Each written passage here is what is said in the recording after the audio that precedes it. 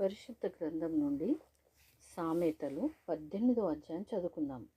వేరుండు గోరువాడు స్వేచ్ఛానుసారంగా నడుచుకున్నవాడు, అటివాడు లెస్సైన జ్ఞానమునకు విరోధి. బుద్ధిహీనుడు వివేచనయందు సంతోషింపక తన అభిప్రాయములను బయలుపరచుటయందు సంతోషించును.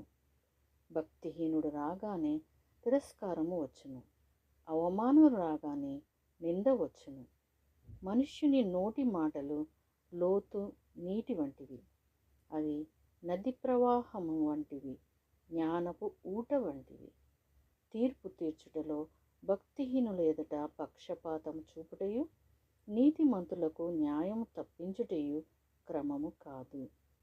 బుద్ధిహీనుని పెదవులు కలహమునకు సిద్ధముగానున్నవి, దెబ్బలు కావలనని వాడు కేకలు వేయును.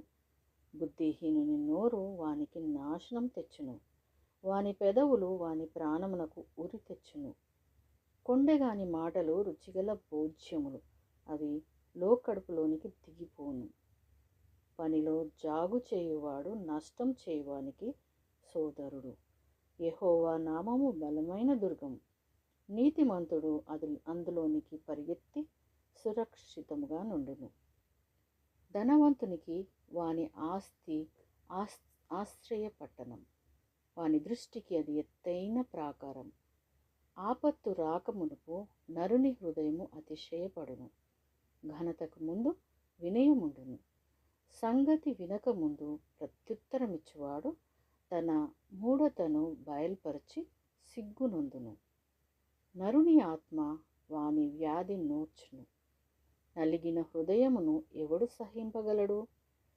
జ్ఞానుల చెవి తెలివిని వెదకును, వివేకము గల మనస్సు తెలివిని సంపాదించును. ఒకడు ఇచ్చు కానుక వానికి వీలు కలుగచేయును, అది గొప్పవారి ఎదుటికి వానిని రప్పించును.